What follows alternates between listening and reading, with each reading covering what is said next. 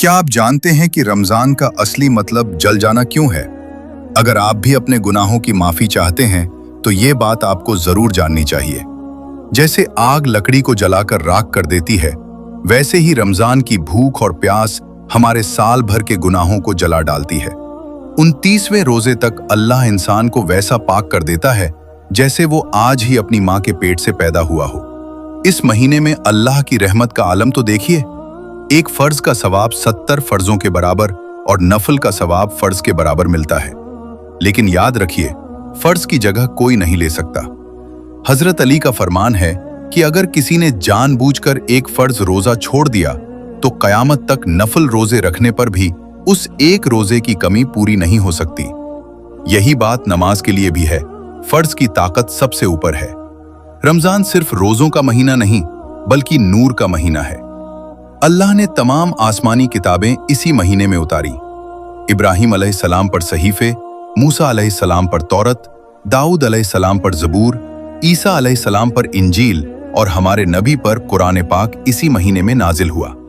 सोचिए, उस पैगाम की अजमत क्या होगी जिसके लिए जिब्रील अलैहिस्सलाम 23 सालों में 24,000 बार जमीन पर आए। तरावी का हर सजदा सिर्फ इबादत नहीं बल्कि रहमतों का खजाना है। हर सजदे पर 1,500 नेकियां मिलती हैं। लेकिन रोजा सिर्फ भूखा रहने का नाम नहीं, ये गुनाहों के खिलाफ एक ढाल है। जब एक इंसान अल्लाह के डर से हलाल खाने और पीने को छोड़ देता है तो उसके अंदर वो हिम्मत पैदा होती है कि वो हराम कामों, झूठ और गीबत से बच सके।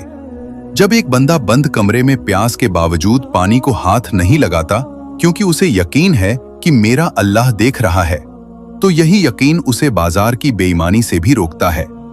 रमजान में शैतान कैद कर दिए जाते हैं, जहन्नम के दरवाजे बंद और जन्नत के दरवाजे खोल दिए जाते हैं।